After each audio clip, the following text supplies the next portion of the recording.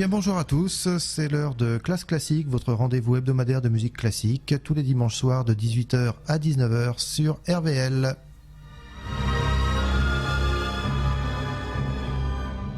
Une émission aujourd'hui consacrée au groupe des 6. Ce groupe des 6, de qui s'agit-il ? Il s'agit de 6 compositeurs français qui se sont réunis à partir de 1916 dans des salons, et notamment dans le salon de Jean Cocteau, et qu'on a appelé ensuite Groupe des Six. C'est un journaliste qui s'appelait Henri Collet, qui début 1920, donc il y a tout juste 100 ans, en janvier 1920, les a appelés Groupe des Six. Alors qui étaient-ils ? Il y avait notamment les 3 plus connus, Francis Poulenc, Darius Milhaud et Arthur Honegger, né au Havre. Il y avait aussi beaucoup moins connus, Louis Duret, Georges Auric, qu'on connaît surtout pour ses musiques de films, et Germaine Taillefer. Alors on va commencer par alors l'unique œuvre collective qui a véritablement été composée par ces membres du groupe des 6, c'est un ballet sur un argument de Jean Cocteau, leur mentor en quelque sorte, cette œuvre ce ballet s'appelait Les Mariés de la Tour Eiffel. Je vous propose 2 très courts extraits composés par Francis Poulenc dans ce ballet à écriture collective. C'est le discours du général et la baigneuse de Trouville, et c'est Georges Prêtre qui nous l'interprète à la tête de l'orchestre de Paris.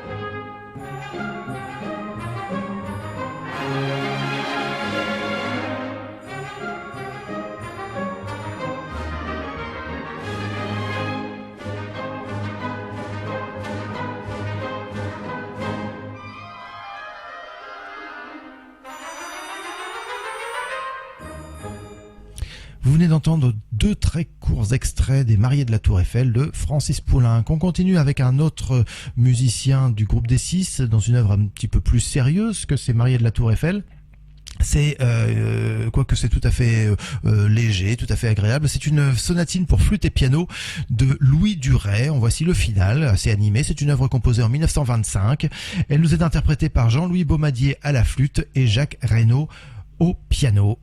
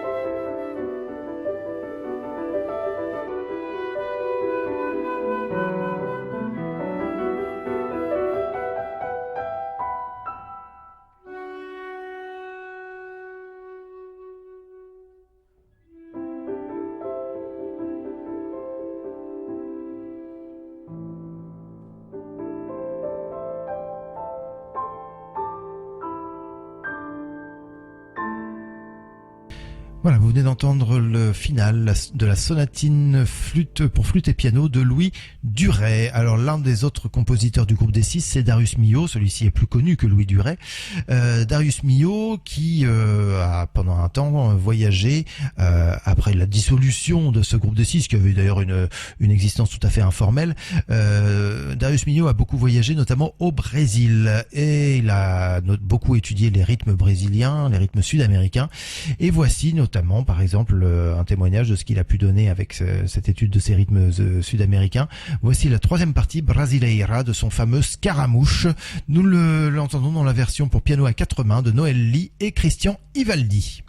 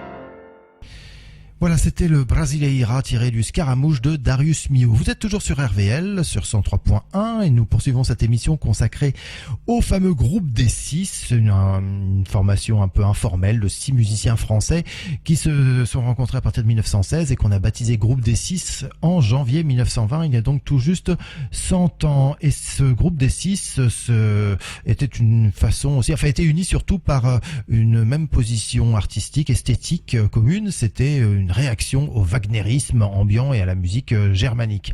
Alors justement, à propos de musique germanique, que pensait-il de Beethoven, nos membres du groupe des Six? Eh ben eux-mêmes, on ne le sait peut-être pas vraiment plus que ça, mais en tout cas ce que l'on sait, c'est qu'en 1918, leur mentor Jean Cocteau,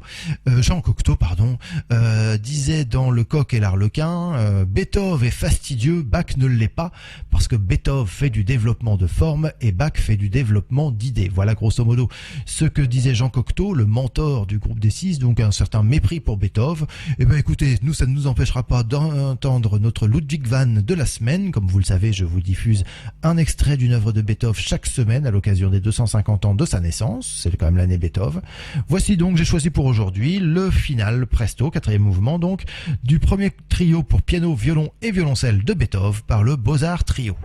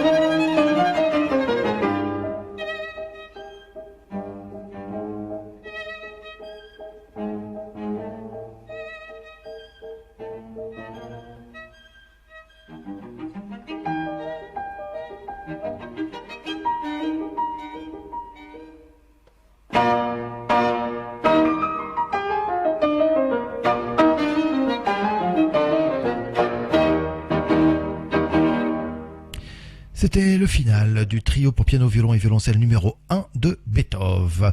On continue cette émission consacrée au groupe des 6 avec Georges Auric, un compositeur qui faisait donc partie de ce fameux groupe des 6 et qui est toujours resté très très ami avec Jean Cocteau. Preuve avec cette musique de film. Georges Auric a composé beaucoup de musique de film, notamment une quarantaine pour du cinéma américain, une quarantaine de musiques de films français, dont celui-ci, La Belle et la Bête, qui est un film de Jean Cocteau datant de 1946. Film composé, réalisé et musique composée dans des circonstances un peu particulières de l'immédiat après-guerre, avec un budget ridicule. Voici en tout cas le générique de ce film La Belle et la Bête, film de Cocteau avec Jean Marais notamment, de Georges Auric par l'Orchestre Symphonique de Moscou.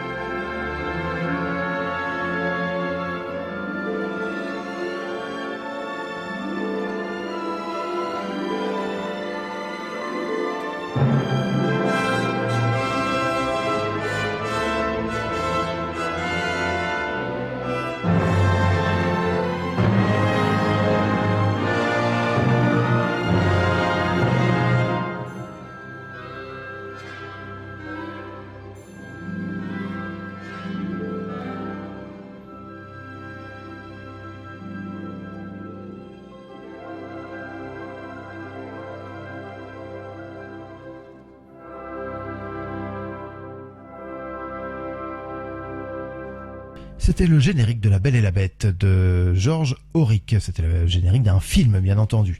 Les musiciens du groupe des 6 étaient tous unis autour d'une adoration pour un personnage un peu en couleur de la musique française. C'est Erik Satie, grand compositeur français né en 1866 et mort en 1925. C'est d'ailleurs à la mort de Satie que, d'une certaine façon, le groupe s'est un peu dissous.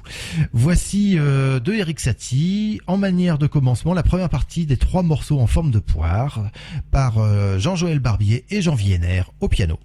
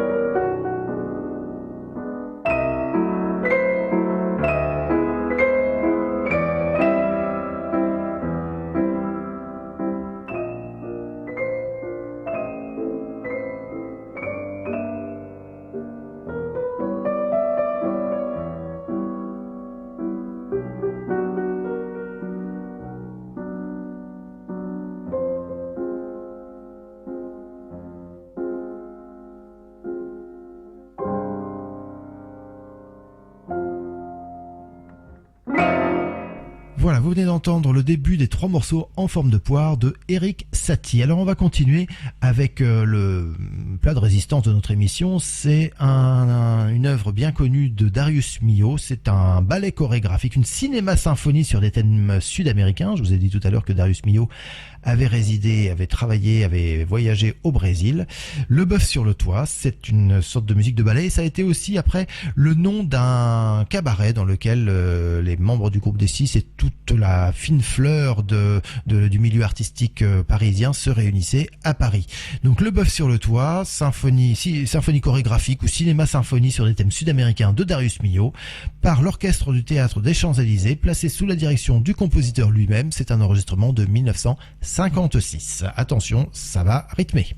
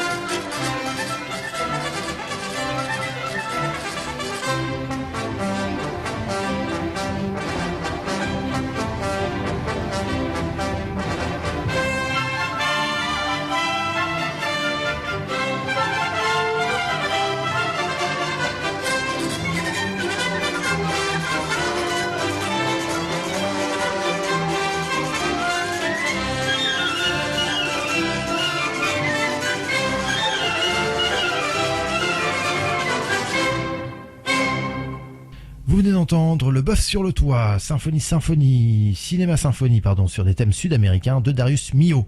Nous poursuivons avec la deuxième symphonie de Arthur Honegger. C'est une symphonie un peu plus tardive puisqu'elle a été composée pendant la Deuxième Guerre mondiale, entre 1941 et 1942. En voici le troisième mouvement donc de cette symphonie de Arthur Honegger. Arthur Honegger, dont je vous rappelle que il est né au Havre.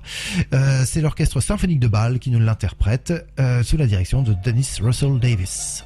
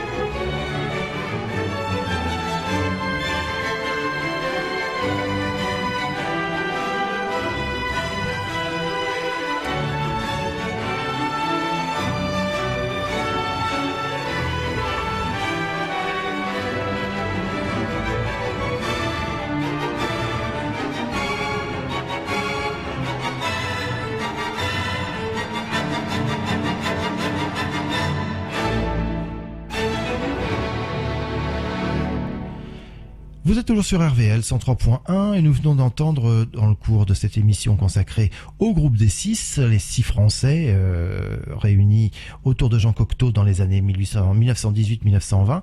Nous venons d'entendre la deuxième symphonie de Honegger, son troisième mouvement, Vivace non troppo. Nous avons entendu également du Georges Auric, du Louis Duret, du Francis Poulenc, du Darius Milhaud. Et il nous en manque une, c'est Germaine Taillefer, l'unique femme du groupe, que je vous propose d'entendre immédiatement dans une courte pièce pour piano, hommage à Debussy, sous les doigts de Marcia Eckert.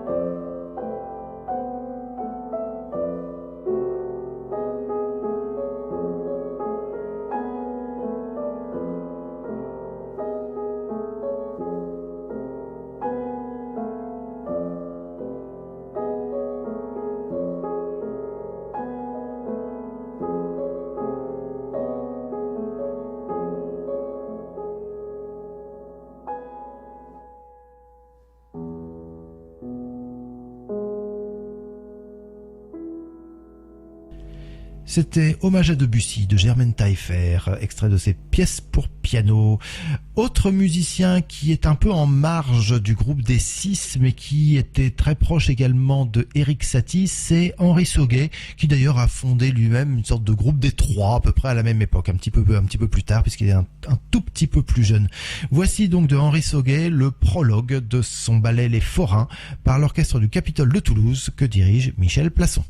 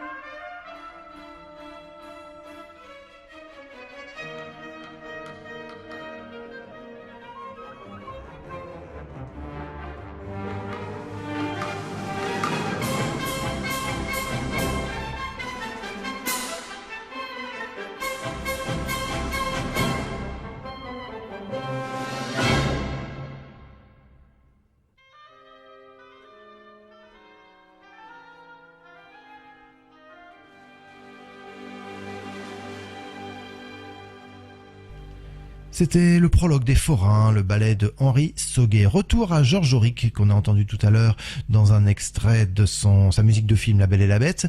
On le retrouve maintenant dans une pièce pour piano seul qui s'appelle La Scène un matin, jouée par Bennett Lerner. Alors cette pièce a une histoire un peu particulière. Elle est largement postérieure au groupe des six, puisqu'elle a été composée en 1937. Elle a été composée à l'occasion de l'exposition universelle de 1937 et elle a été publiée dans un recueil contenant des œuvres de 8 compositeurs différents. Donc voici La Scène un matin pour piano seul de Georges Auric par Bennett Lerner.